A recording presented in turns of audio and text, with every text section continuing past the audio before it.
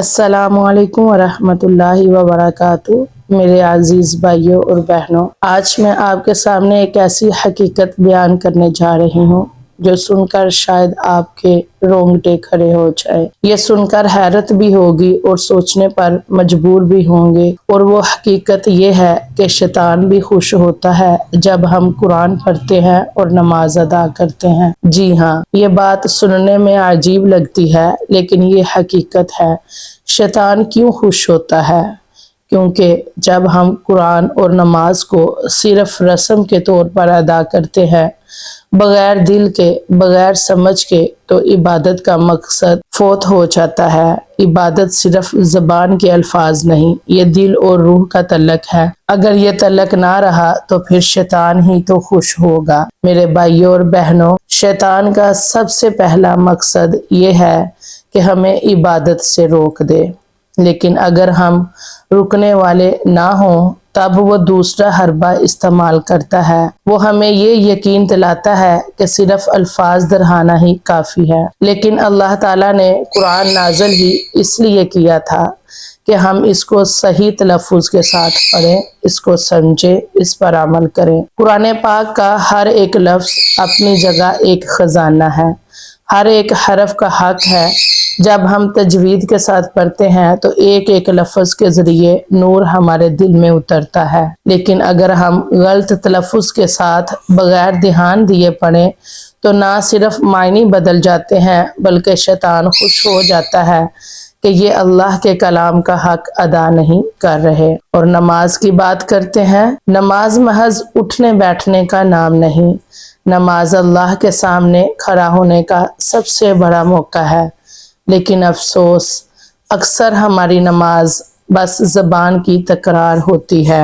دل کہیں اور، سوچیں کہیں اور زبان پر صرف الفاظ۔ یہی تو شیطان چاہتا ہے کہ ہم نماز بھی پڑھیں لیکن اس کا اثر ہماری زندگی پر نہ ہو، کیونکہ اگر ہمارا نماز کی طرف دھیان نہیں ہے، توجہ نہیں ہے، ہم کیا کرتے ہیں کہ ہم چاہے نماز پہ کھڑے ہو جاتے ہیں اور یہ سوچتے ہیں جی جلدی سے نماز پڑھیں، فلاں کام کرنا ہے، یا نماز میں خیالات آتے ہیں کہ اس کے بعد فلاں کام کرنا ہے، تو شیطان خوش ہوتا ہے کہ دیکھو کہ رب کی بارگاہ میں آ کے بھی دنیا داری کی پڑی ہوئی ہے، نماز میں سجدہ سر تو جھکا لیا ہے لیکن دماغ کہیں اور ہے، سوچ کہیں اور ہے، زبان سے نماز ادا تو ہو رہی ہے لیکن یہ نہیں پتا کہ ہم غلط پڑھ رہے ہیں، صحیح پڑھ رہے ہیں، یا تلفظ صحیح ادا کر رہے ہیں یا نہیں۔ تو ان سب باتوں پہ جو ہے وہ شیطان ہی خوش ہوگا۔ اللہ فرماتے ہیں کہ نماز برائی اور بے حیائی سے روکتی ہے۔ اگر ہماری نماز کے بعد بھی ہمارے گناہ ویسے کے ویسے ہیں، ہماری عادتیں ویسی کی ویسی ہیں، تو ہمیں سوچنا ہوگا کہ کہیں ہم وہی نماز تو نہیں پڑھ رہے جو صرف شیطان کو خوش کرتی ہے۔ بھائیوں اور بہنوں، قرآن صرف ثواب کے لیے نہیں اترا، یہ کتاب ہدایت ہے۔ جب ہم ترجمے کے ساتھ پڑھتے ہیں تو دل کانپ اٹھتا ہے، کیونکہ قرآن پاک کو پڑھنے کے لیے، سمجھنے کے لیے ترجمہ اور تفسیر کی اگر سمجھ ہو تو یقین مانیں کہ جب ہم تلاوت کرتے ہوں یا قرآن پاک پڑھتے ہوں یا نماز پڑھتے ہوں تو ہماری توجہ دھیان کہیں بھی نہیں جائے گا جب ہم قرآن پاک کے ایک ایک لفظ کا معنی جانتے ہوں گے۔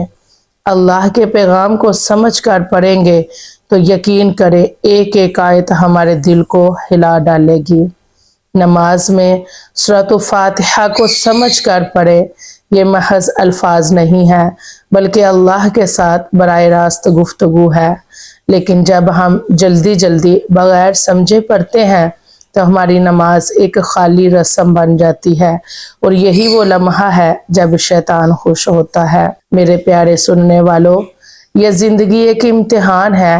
اللہ کے سامنے کھڑے ہونا کوئی چھوٹی بات نہیں، لیکن اگر ہم نے قرآن کو تجوید کے بغیر پڑھا، نماز کو دل کے بغیر پڑھا، قرآن کو سمجھے بغیر پڑھا تو ہماری عبادت خالی رہ جائے گی، اور یہی تو شیطان چاہتا ہے کہ ہم مطمئن رہیں کہ ہم نیک ہیں، حالانکہ حقیقت میں ہم اللہ کا حق ہی نہیں ادا کر رہے۔ جب ہم قرآن پاک میں یا نماز میں تلفظی غلطی کریں گے تو اس کا معنی بھی بدل جائے گا۔ جب ترجمہ بدل جائے گا تو الفاظ بدل گیا اور اس کا ہمیں ثواب نہیں ہوگا، گناہ ہوگا۔ تو اسی باتوں پہ شیطان خوش ہوتا ہے۔ اس لیے حرف بحرف نماز سیکھیں، سمجھیں اور قرآن پاک کو بھی سیکھیں، ترجمے کے ساتھ سیکھیں تاکہ دل سے ہم ہر حرف ادا کریں۔ آئیے آج اللہ کے سامنے عہد کریں کہ ہم اپنی عبادت کو زندہ کریں گے، قرآن کو صحیح تلفظ کے ساتھ پڑھیں گے، ترجمے کے ساتھ پڑھیں گے، دل سے پڑھیں گے، نماز کو رسم نہیں بنائیں گے بلکہ دل و جان کے ساتھ اللہ کے سامنے جھکیں گے اور دعا کرتے ہیں کہ اے اللہ ہمیں وہ توفیق عطا فرما کہ ہم قرآن تجوید کے ساتھ پڑھ سکیں۔